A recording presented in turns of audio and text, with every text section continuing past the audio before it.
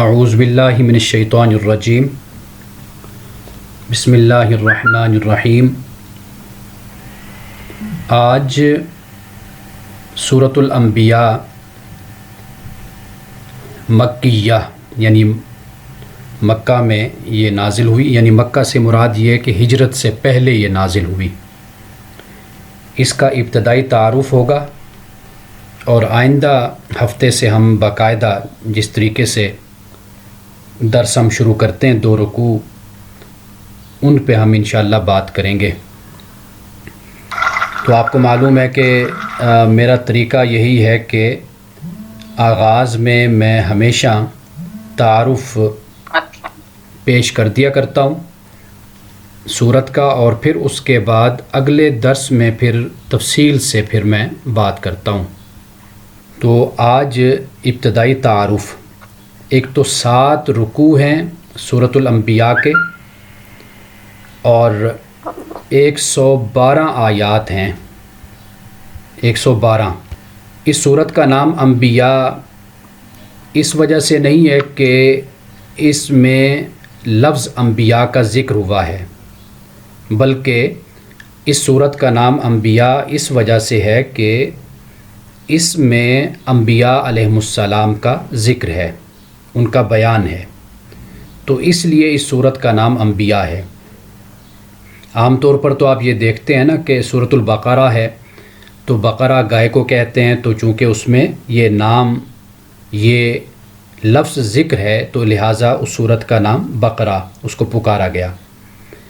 اور اسی طرح آل عمران کا ذکر ہو گیا، النساء، نساء کا لفظ آیا تو سورت کا نام نساء ہو گیا یا اس عنوان سے بلایا جانے لگا۔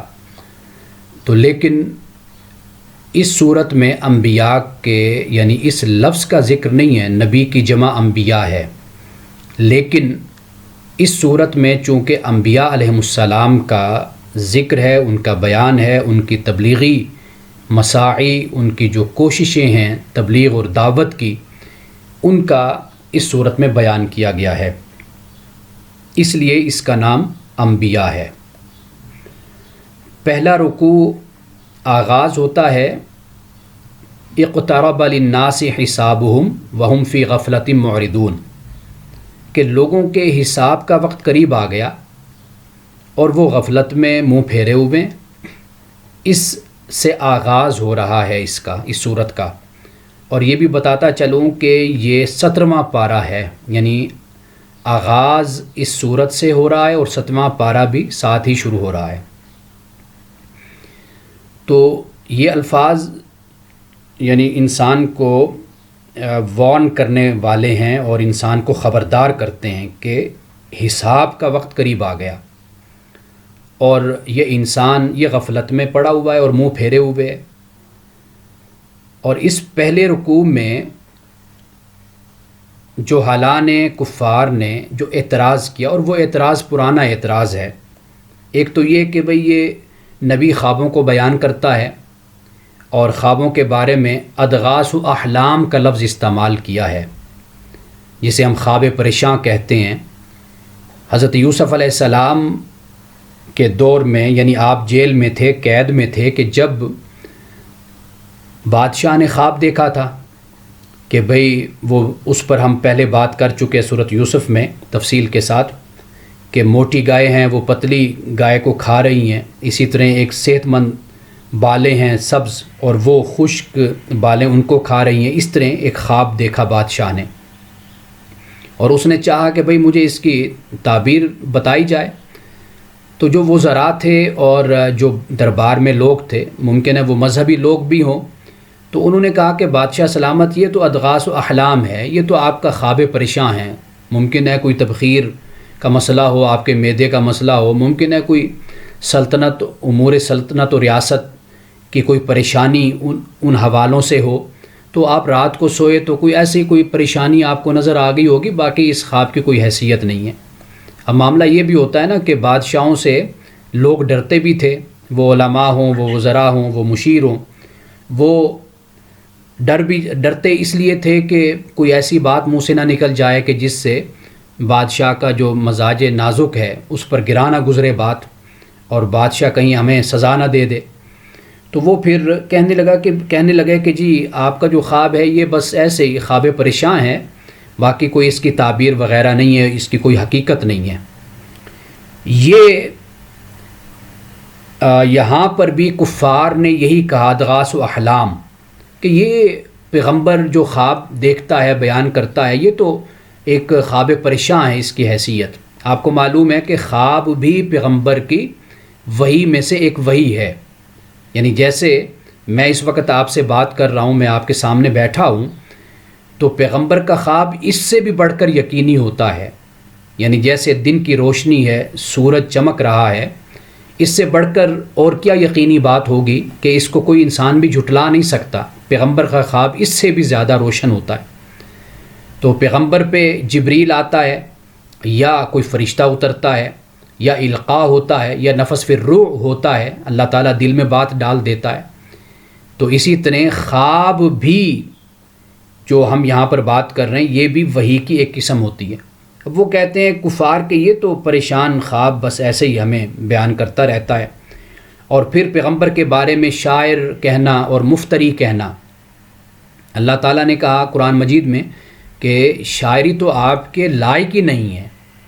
اللہ تعالیٰ نے قرآن مجید نازل کیا، ادب میں ہر لحاظ سے علم میں قرآن پاک اس مقام پر ہے کہ یہ بالکل میچ لیس ہے، اس کی مماثلت اور اس کی مثال پیش ہی نہیں کی جا سکتی، یہ وہ کتاب ہے۔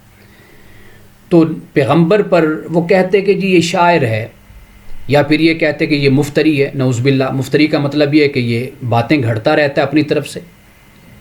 تو یہ ان کے اعتراضات ہوتے تھے۔ تو پہلے رکوع میں اللہ سبحانہ و تعالیٰ نے اس کا جواب دیا ہے، اور پھر یہ کہا ہے اللہ نے کہ پیغمبر پہلے دن سے بشری آئے ہیں۔ یعنی اب آپ دیکھیے کہ یہ آیت کریمہ آپ نے بہت دفعہ سنی ہوگی، بلکہ یہ حصہ آپ نے سنا ہوگا کہ فَاسْأَلُوا أَهْلَ الذِّكْرِ إِن كُنتُمْ لَا تَعْلَمُونَ، کہ اہل ذکر سے پوچھو اگر تم نہیں جانتے۔ تو یہاں پر ذکر سے مراد، یعنی اہل ذکر سے مراد اہل کتاب ہیں، یعنی ان کے جو علماء ہیں، علماء یہود ہیں، نصارہ ہیں، ان سے پوچھو کہ بھئی پہلے پیغمبر کون تھے؟ کیا وہ فرشتے اترے تھے آسمان سے؟ واضح بات ہے کہ حضرت موسیٰ علیہ السلام ہوں، حضرت عیسیٰ ہوں، ابراہیم ہوں، حضرت اسماعیل ہوں، حضرت الیاس ہوں، حضرت نوح ہوں، حضرت آدم ہوں، جتنے بھی اللہ کے پیغمبر آئے زمین پر وہ سب کے سب انسان ہی تھے۔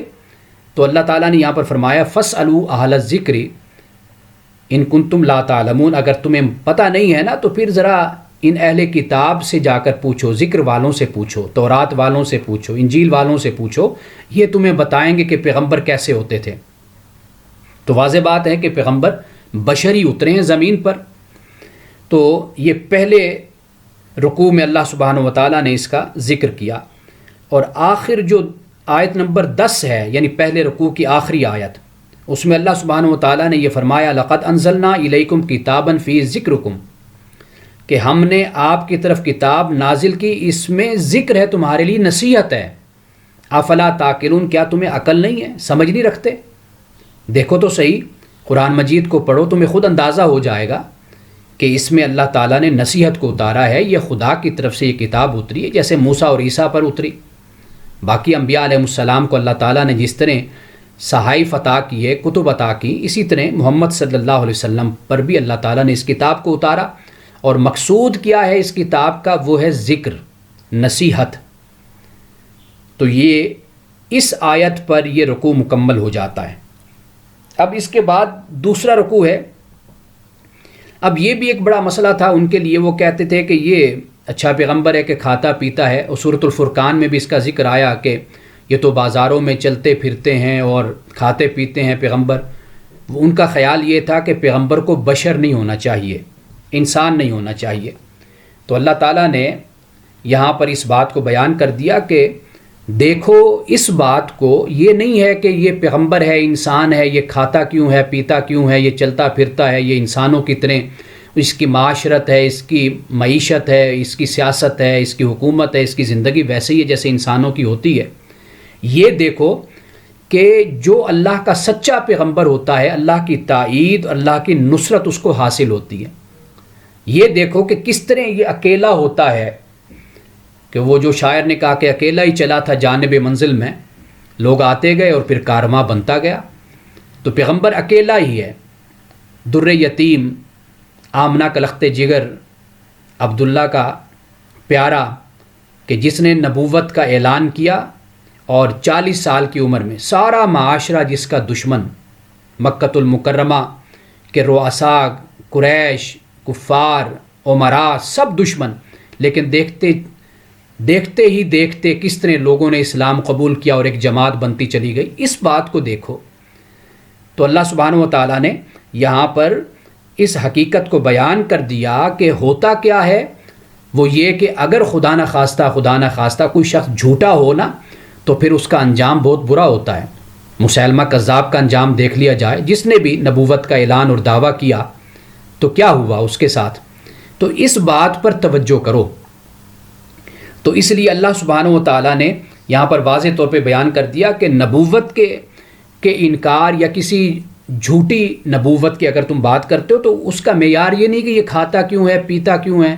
سچے ہونے کا معیار یہ ہے کہ یہ دیکھو کس طرح اس کا کارواں بنا، کس طرح اس نے اسلام کی خدمت کی، اور کفار و مشرکین جو اس کے مقابل آئے کس طرح وہ زمین سے مٹا دیے گئے، کس طرح وہ مغلوب ہوئے، کس طرح وہ ذلیل کر دیے گئے زمین سے، ان کا خاتمہ ہو گیا.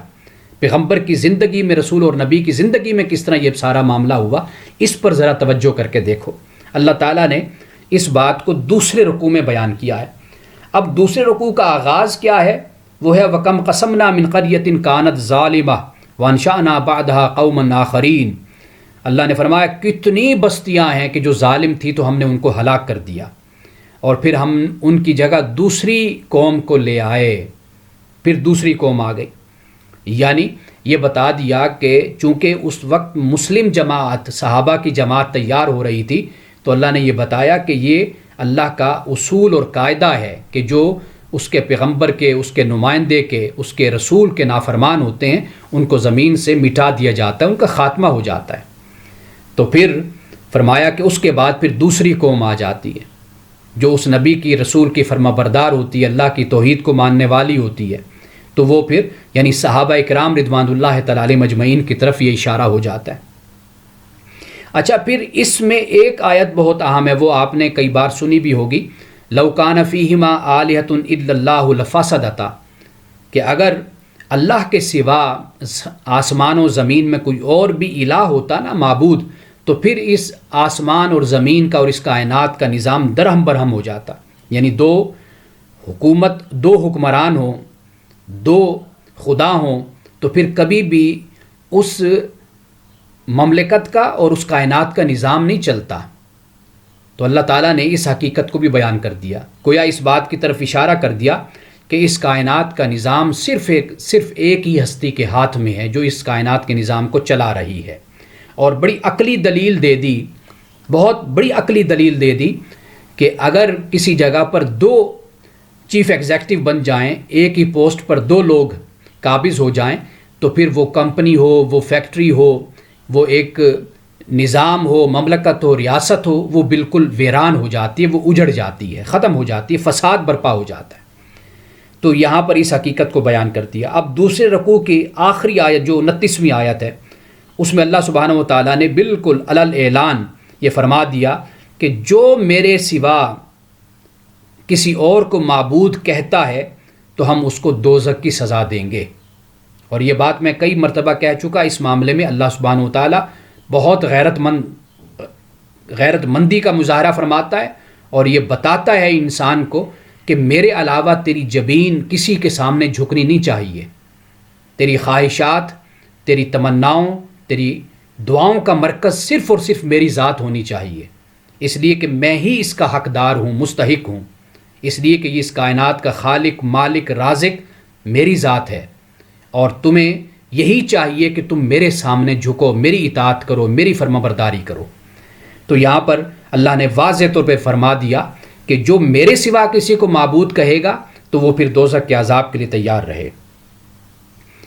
تیسرے رکوع میں جس کا آغاز ان الفاظ سے ہوتا ہے، اور یہ الفاظ بڑے اہم ہیں، اور یعنی اہمیت تو قرآن کے ہر لفظ کی ہے، لیکن چونکہ یہاں پر ایک سائنٹیفک تھیوری کو بھی بیان کیا جا رہا ہے، وہ ہے کہ اولم یر الذین کفروا ان السماوات والارض کانتا رتقا ففتقناہما وجعلنا من الماء کل شیء حی افلا یؤمنون۔ اللہ پاک نے فرمایا کیا نہیں دیکھا ان لوگوں نے جنہوں نے جو کفر کرتے ہیں کہ بے شک آسمان اور زمین کانتا بند تھے، پھر ہم نے ان کو کھول دیا۔ یہ جو بگ بینگ تھیوری ہے وہ یہی ہے، یعنی یہ کائنات پوائنٹ آف سنگولیرٹی تھا، یہ کائنات تھی، یعنی پوائنٹ آف سنگولیرٹی، نقطہ واحدہ تھا یہ۔ اللہ تعالیٰ نے پھر اس کو کھولا، یہ آسمان اور یہ زمین، یہ چاند، یہ سورج، یہ ستارے، یہ سب کچھ پھر وجود میں آ گئے۔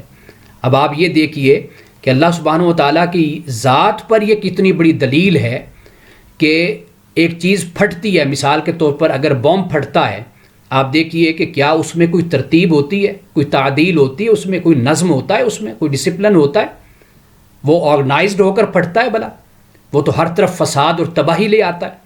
لیکن اللہ سبحانہ و تعالیٰ نے یہ جو کائنات پوائنٹ آف سنگولیرٹی تھا، یہ نقطہ واحدہ تھا، جب اللہ تعالیٰ نے اس کو کھولا، آپ دیکھیے کہ رب کے اس کھولنے میں ایک ترتیب تھی، ایک نظم تھا، ایک نظام تھا کہ یہ خوبصورتی ہر طرف پھیل گئی، کہ جیسے شبنم ہر طرف آپ کو صبح کے وقت دیکھیں کہ خوبصورتی کے ساتھ نظر آتی ہے، اسی طرح اللہ سبحانہ و تعالیٰ نے اس کائنات کو آپ پھیلا دیا۔ اب تو آپ کے پاس بہت سے ذرائع اور وسائل ہیں کائنات کو دیکھنے کے، آپ دیکھیے کتنی خوبصورت یہ کائنات ہے، کہکشائیں ہیں، آسمان ہیں، یہ راستے ہیں، کیا کچھ ہے۔ تو اللہ سبحانہ و تعالیٰ نے جب یہ نقطہ واحدہ تھا، اللہ نے اس کو کھولا تو پھر اس سے ساری یہ کائنات اور یہ سب کچھ وجود میں آ گیا۔ تو یہ اللہ سبحانہ و تعالیٰ کی ذات پر یہ بگ بینگ تھیوری بھی ایک دلیل بن جاتی ہے کہ آخر کوئی ذات تو ہے کہ جو اس کائنات میں ایک نظم لانے والی ہے، کوئی ترتیب لانے والی ہے، اور اس کائنات میں یہ حسن اور خوبصورتی اور جمال کو پھیلانے والی ہے۔ ورنہ یہ کائنات پھٹی تھی، کوئی نہیں تھا، تو پھر اس کائنات میں اتنا نظم اور اتنی ترتیب کہاں سے آ گئی؟ آخر کوئی ذات تو پیچھے ہے نا جو اس کو کمانڈ کر رہی ہے۔ یہ آیت نمبر ہے 22۔ اب اس کا یہ آیت نمبر ہے 30 جس میں یہ فرمایا، اور پھر آخر میں یعنی تیسرے رکوع کا جو اختتام ہے اس میں اللہ سبحانہ و تعالیٰ نے یہ فرمایا وَلَقَدِ اسْتُهْزِئَ بِرُسُلٍ مِّن قَبْلِكَ فَحَاقَ بِالَّذِينَ سَخِرُوا مِنْهُمْ۔ یہ وہ آیت کریمہ کہ جس میں اللہ پاک نے اپنے رسول صلی اللہ علیہ وسلم سے فرمایا کہ آپ اس پہ کیوں غمگین ہوتے ہیں، دکھی ہوتے ہیں کہ یہ لوگ آپ کا استہزاء کرتے ہیں، آپ کا مذاق اڑاتے ہیں۔ اور مذاق اڑانا تو در حقیقت ان کا یہ ہوتا تھا کہ بھئی جس عذاب سے تم ہمیں ڈراتے ہو، جو تم ہمیں وعید بتاتے ہو، تم وہ لے آؤ نا عذاب، اصل یہ بات تھی۔ اور پھر آئے روز ان کا استہزاء، ان کا مذاق، کبھی وحی پر اعتراض ہو رہا ہے، کبھی اللہ کے کلام پہ اعتراض ہو رہا ہے، کبھی مسلمان جو غریب اگر کوئی اسلام قبول کر لیتا ہے اس کا استہزاء ہو رہا ہے، کبھی مسلمان کوئی خرچ کر دیتا ہے اس پر استہزاء کیا جاتا ہے، کوئی امیر کرتا ہے تو اس پر بھی مذاق، کوئی غریب کرتا ہے تو اس پر بھی مذاق۔ تو یعنی ایک عجیب سا معاشرہ اور ایک عجیب سا ماحول انہوں نے وہاں پر پیدا کر رکھا۔ لیکن آپ دیکھیے کہ یہ رب ہی کی مدد ہوتی ہے پیغمبر کے ساتھ، رسول اور نبی کے ساتھ، کہ وہ اتنی مضبوطی کے ساتھ اس طوفان بدتمیزی کے سامنے کھڑا رہتا ہے، ڈٹ کر کھڑا رہتا ہے، اور پھر آہستہ آہستہ ماحول بدلتا چلا جاتا ہے۔ تو آپ قرآن پاک یہاں پر یہ کہتے ہیں کہ اے نبی صلی اللہ علیہ وسلم، آپ سے پہلے بھی جو رسول تھے ان کا بھی استہزاء کیا گیا تھا، ان کا بھی مذاق اڑایا گیا تھا۔ پھر ہوتا کیا ہے؟ پھر وہ وقت آتا ہے کہ جب یہی مذاق ان کو گھیر لیتا ہے، ان کا احاطہ کر لیتا ہے، فحاقہ، کہ جس چیز کا یہ مذاق اڑا رہے ہوتے ہیں نا، عذاب کا مذاق اڑا رہے ہوتے ہیں، سزا کا، جزا کا مذاق اڑا رہے ہوتے ہیں، پھر یہی جزا، سزا، یہی عذاب پھر ان کو گھیر لیتا ہے۔ اس پر اس تیسرے رکوع کا اختتام ہو جاتا ہے۔ اب چوتھا رکوع ہے جس کا آغاز اس آیت سے ہوتا ہے کہ اللہ سبحانہ و تعالیٰ نے فرمایا قُلْ مَن يَكْلَؤُكُمْ بِاللَّيْلِ وَالنَّهَارِ مِنَ الرَّحْمَٰنِ بَلْ هُمْ عَن ذِكْرِ رَبِّهِمْ مُعْرِضُونَ۔ فرمایا کہ رحمان کے عذاب سے رات اور دن میں تمہیں کون بچا سکتا ہے، تمہاری کون حفاظت کرتا ہے؟ بل ہم عن ذکر ربہم معرضون، بلکہ یہ وہ لوگ ہیں کہ جو اپنے رب کے ذکر سے اعراض کرنے والے، منہ پھیرنے والے۔ اب آپ دیکھیے کہ قرآن مجید میں لفظ ذکر اتنی مرتبہ استعمال ہوتا ہے کہ جیسے صلاۃ کا ذکر قرآن مجید میں ہوتا ہے، زکوٰۃ کا ذکر ہوتا ہے، یہ ذکر سے مراد نصیحت ہے. یہ بنیادی نقطہ ہے قرآن مجید کا. اس پر فوکس اور اس پر توجہ کی جانے چاہیے. ہم اور بہت سی ابحاث اور بحثیں قرآن سے ہم پیدا کر لیتے ہیں، لیکن جو اصل مقصد ہے قرآن کا وہ ہے نصیحت، وہ ہے تذکیر، کہ ہم نصیحت حاصل کریں. پہلی قوموں کا ذکر کیا گیا اسی مقصد کے لیے کیا گیا کہ ہم نصیحت حاصل کریں.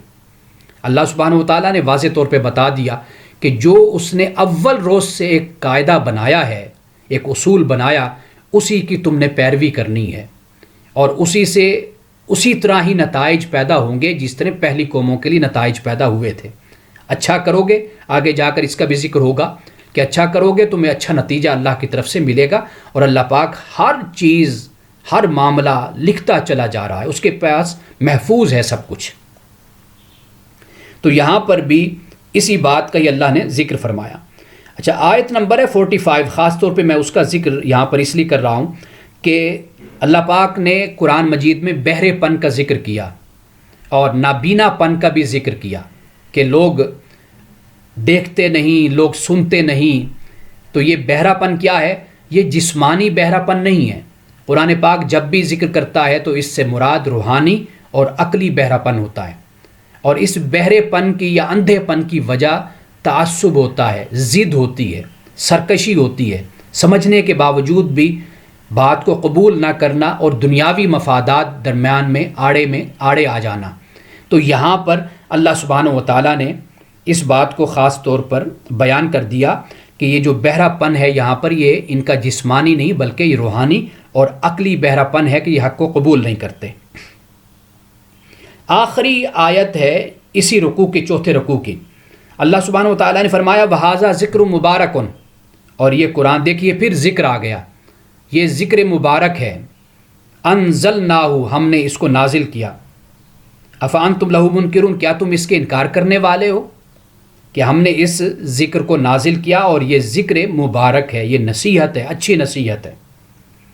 یہ چوتھا رکوع اس پر آیت نمبر 50 پر مکمل ہو جاتا ہے. اب رکوع نمبر ہے 5. اس میں حضرت ابراہیم علیہ السلام کا ذکر ہے، اور آپ جانتے ہیں کہ حضرت ابراہیم علیہ السلام کا وہ آگ کے حوالے سے جو واقعہ ہے وہ اس رکوع میں بیان کیا گیا ہے کہ آگ بھڑکائی گئی، اور اللہ سبحانہ و تعالیٰ نے فرمایا یا نار کونی بردم و سلامن علی ابراہیم، کہ اے آگ، اللہ پاک فرماتا ہے ہم نے کہا اے آگ ابراہیم پر ٹھنڈی ہو جا اور سلامتی والی ہو جا، کیونکہ ٹھنڈک بھی تو کئی دفعہ سلامتی والی نہیں ہوتی نا. تو اللہ نے فرمایا ٹھنڈی ہو لیکن سلامتی والی ٹھنڈی ہو. تو یہ سارا واقعہ ہم انشاءاللہ جب اس مقام پہ پہنچیں گے تو تفصیل سے ہم اس پر بات کریں گے. اب اس کا آغاز ہوتا ہے وَلَقَدْ آتَيْنَا إِبْرَاهِيمَ رُشْدَهُ مِنْ قَبْلُ وَكُنَّا بِهِ عَالِمِينَ، کہ ہم نے عطا کیا ابراہیم کو رشد. اب اس رشد کا مطلب ایک تو ہدایت ہے، رشد کا مطلب سمجھداری بھی ہوتا ہے. جس طرح یتیم کے حوالے سے قرآن مجید نے کہا سرپرستوں کو کہ جب تم ان میں رشد کو پاؤ فَإِنْ آنَسْتُم مِّنْهُمْ رُشْدًا فَادْفَعُوا إِلَيْهِمْ أَمْوَالَهُمْ، تو پھر ان کی طرف ان کے مالوں کو سپرد کر دو، پھر ان کو دے دو. یہ رشد ہے، یعنی معاملہ فہمی، سمجھداری، ایک کام کے حوالے سے، بزنس ہے، تجارت ہے، کاروبار ہے، آخر بچے کے سپرد کرنا ہے تو کہیں ایسا نہ ہو کہ وہ مال کو، دولت کو کہیں ضائع نہ کر دے. اور قرآن پاک نے اس مال کو اور دولت کو ایک ذریعہ کہا ہے انسان کی زندگی کا، جو انسان کو قائم رکھتا ہے. تو مال کو کبھی ضائع نہیں کرنا چاہیے، سمجھداری کے ساتھ اس کو خرچ کرنا چاہیے. اللہ پاک نے یہ رشد کا لفظ استعمال کیا، یعنی سمجھداری، معاملہ فہمی کے حوالے سے.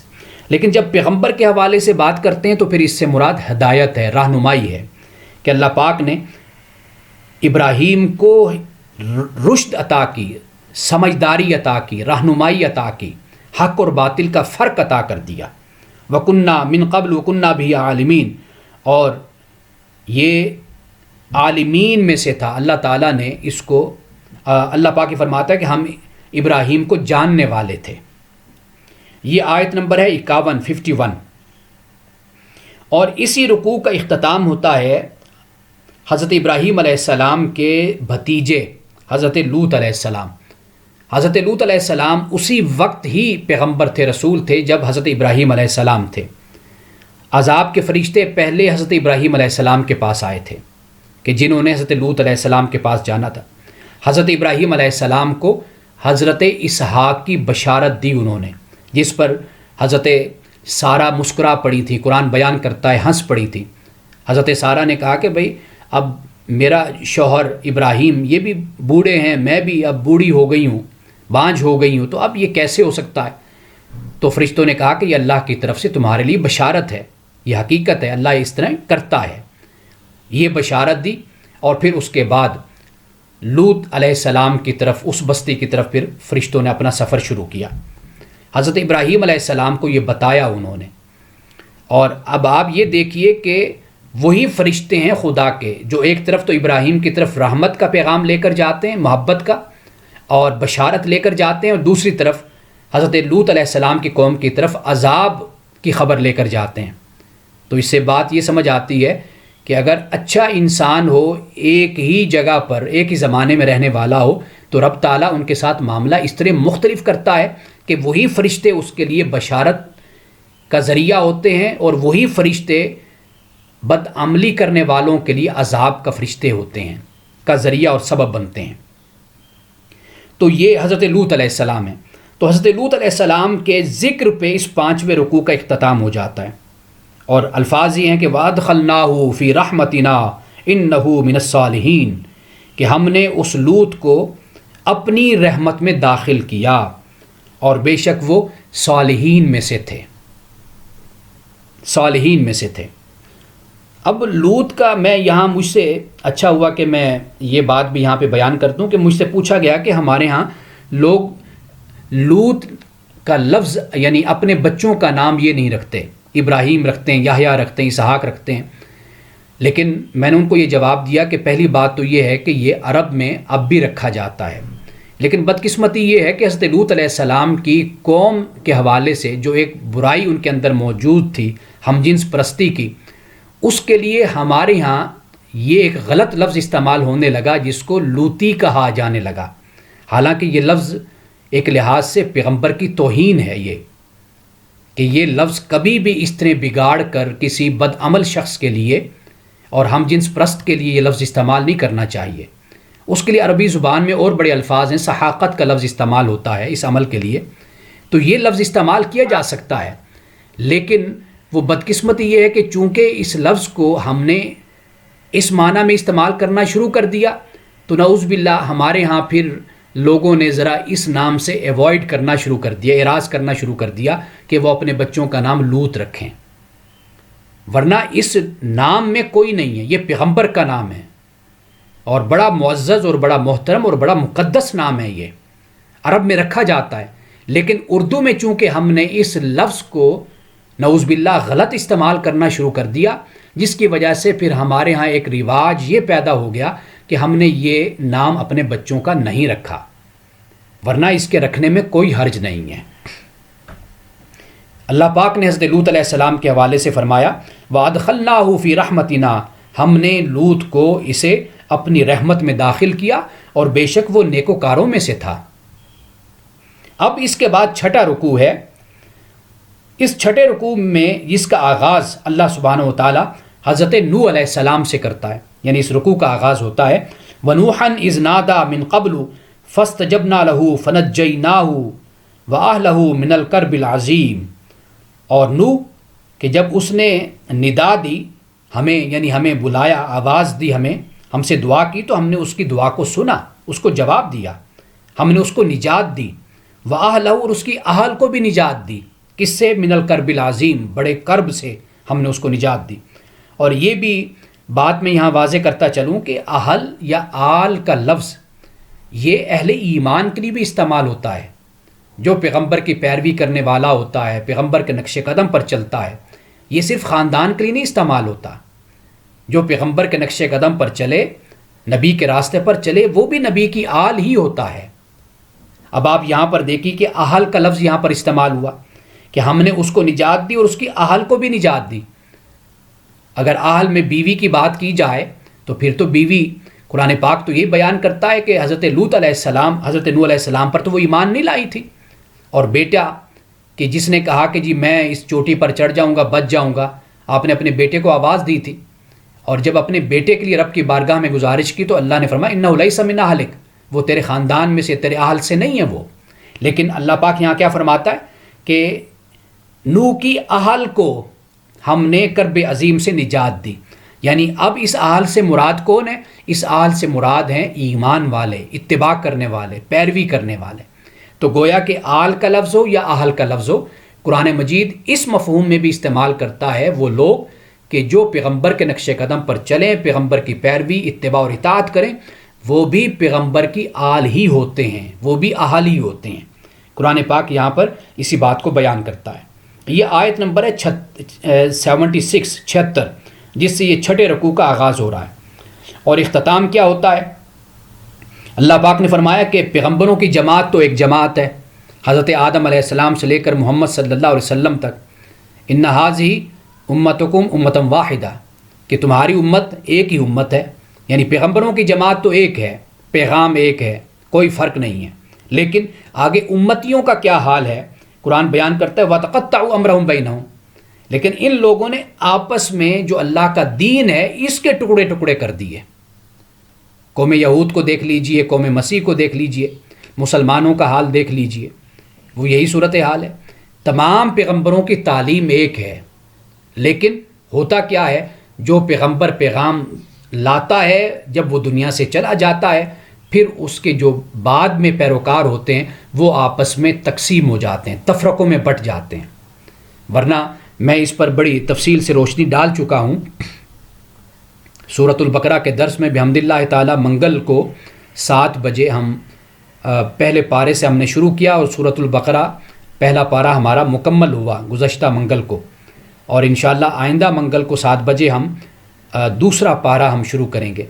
تو میں نے اسی آخری رکوع کے پہ جو درس دیا تو اس میں نے اس بات کو بیان کیا تھا کہ دین سے مراد کیا ہے. دین ایک ہے تمام انبیاء اور رسل میں، اس میں کوئی فرق نہیں ہے. آگے شریعت میں حالات کے تقاضوں کے مطابق اور اس کی رعایت میں پھر شریعت میں فرق ہوا. چونکہ واضح بات ہے کہ زمانے مختلف ہوتے چلے گئے، انبیاء کے صدیوں کا فرق ہوا، تو واضح بات ہے کہ پھر احکامات میں معاشی، معاشرتی، سیاسی، سماجی احکامات میں پھر فرق ہوا. لیکن دین ایک ہی ہے. دین کی تعلیم جو احکامات ہیں بنیادی طور پر وہ حضرت آدم سے لے کر رسول اللہ صلی اللہ علیہ وسلم تک دین ایک ہے. لیکن امتوں نے پھر تفرقہ پیدا کر دیا. اسی کی طرف قرآن پاک نے اشارہ کیا کہ کل الینا راجعون، تم سب کے سب ہماری طرف لوٹ کر آنے والے ہو. یہ چھٹے رکوع کا اختتام ہوتا ہے، اور چھٹے رکوع کی آخری آیت کا نمبر ہے 93. یہاں پر چھٹا رکوع مکمل ہوا.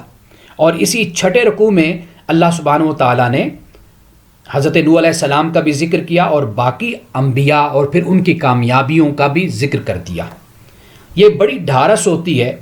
یعنی رسول اللہ صلی اللہ علیہ وسلم جن مشکل حالات سے گزرے اور جن صعوبتوں سے اور مصائب سے، آلام سے اور تکالیف سے آپ گزرے، آزمائش سے گزرے، اللہ سبحانہ و تعالیٰ نے انبیاء علیہ السلام کا ذکر کر کے آپ کو بتا کر در حقیقت آپ کو تسلی دی، تشفی دی کہ اے میرے نبی صلی اللہ علیہ وسلم، جس طرح آپ سے پہلے انبیاء علیہ السلام کامیاب و کامران ہوئے، فاتح ہوئے، اسی طرح آپ بھی کامیاب اور کامران ہوں گے. تو اس چھٹے رکوع میں حضرت نوح علیہ السلام کے علاوہ دیگر انبیاء کا بھی ہمیں ذکر ملتا ہے، جس کا انشاءاللہ ہم اپنے وقت پر پڑھیں گے. اب 7واں رکوع ہے. 7ویں رکوع کا آغاز ہوتا ہے فَمَن يَعْمَلْ مِنَ الصَّالِحَاتِ وَهُوَ مُؤْمِنٌ فَلَا كُفْرَانَ لِسَعْيِهِ وَإِنَّا لَهُ كَاتِبُونَ. فرمایا کہ جو اچھے کام کرتا ہے اس حال میں کہ وہ مومن ہے، ایمان والا ہے، تو فلا کفران لسعیہ، اللہ پاک اس کی کوشش کا انکار نہیں کرتا. کبھی ایسا نہیں ہوگا کہ جو کوشش کرے اور پھر اللہ تعالیٰ اس کو اجر عطا نہ کرے، ایسا نہیں ہوگا. کفران کا ایک مطلب ناشکری بھی ہوتا ہے. یعنی قرآن پاک جب اللہ سبحانہ و تعالیٰ کو شاکر کہتا ہے تو اس شاکر کا مطلب یہی ہوتا ہے کہ اللہ تعالیٰ اپنے بندوں کی کوششوں کی قدر کرتا ہے، حالانکہ اس کی ذات بے نیاز ہے. وہ نہ قدر کرے تو وہ نہیں نہ کرے، لیکن وہ شاکر ہے، وہ قدر کرنے والا ہے. اور اسی طریقے سے اسی طریقے سے وہ بندوں کو بھی اسی بات کی تعلیم دیتا ہے کہ وہ شکر کریں، وہ بھی شکر گزار بنیں۔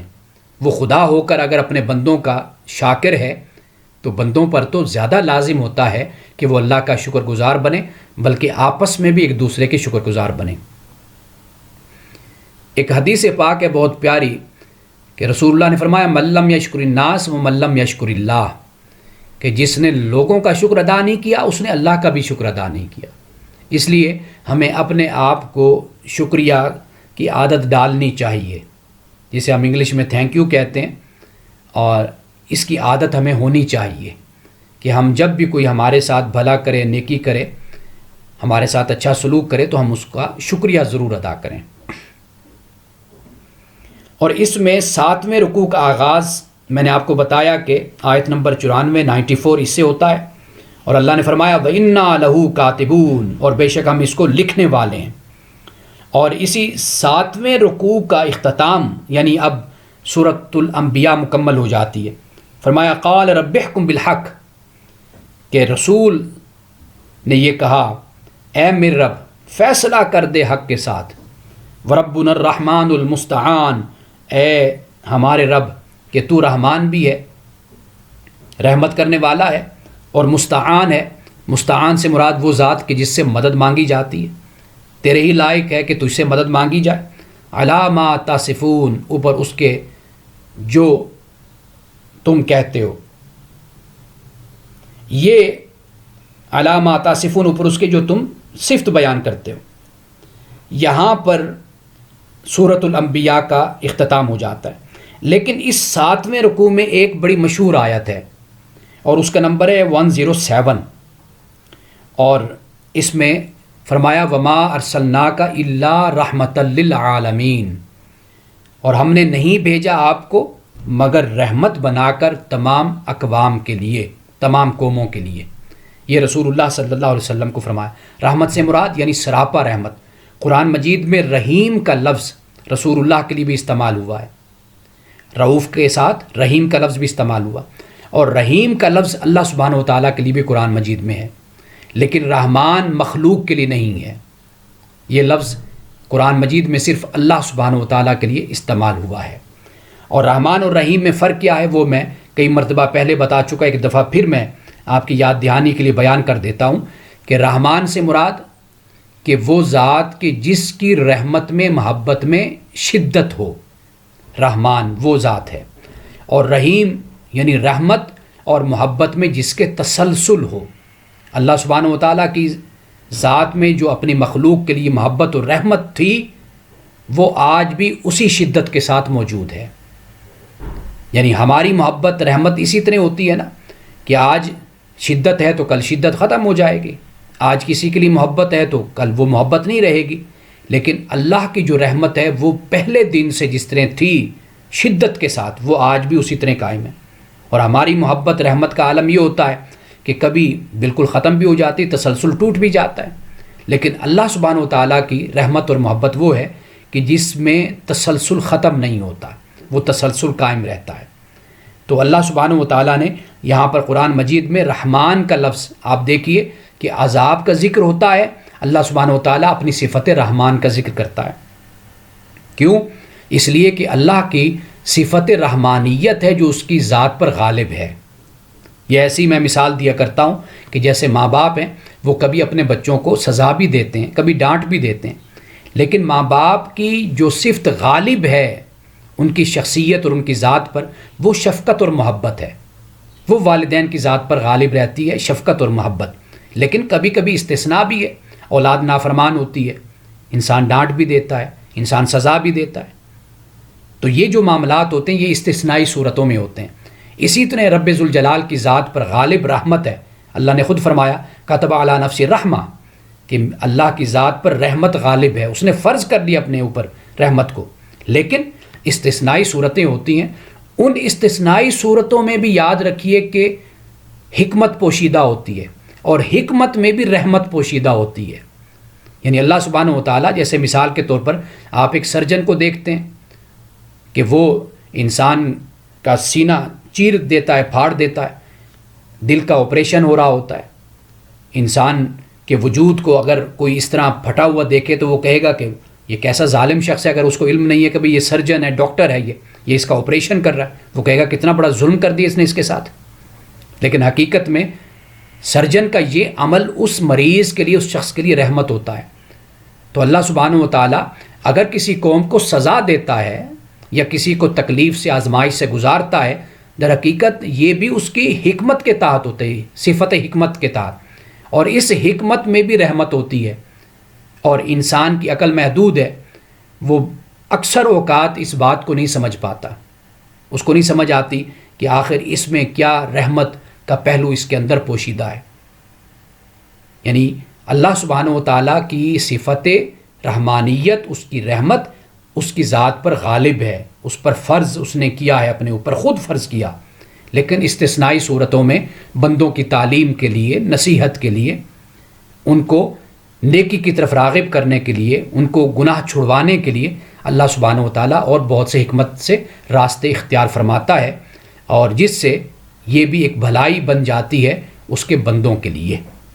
آج بحمد اللہ تعالیٰ ہم نے سورۃ الانبیاء کا ایک ابتدائی تعارف ہم نے پیش کر دیا، ابتدائی خاکہ ہم نے بیان کر دیا۔ تو انشاءاللہ تعالیٰ آئندہ درس میں ہم پہلے اور دوسرے رکوع پر ہم تفصیل سے بات کریں گے۔ اللہ سبحانہ و تعالیٰ ہمیں عمل کی توفیق عطا فرمائے اور قرآن پاک کا فہم عطا فرمائے۔ وآخر دعوانا ان الحمد للہ رب العالمین۔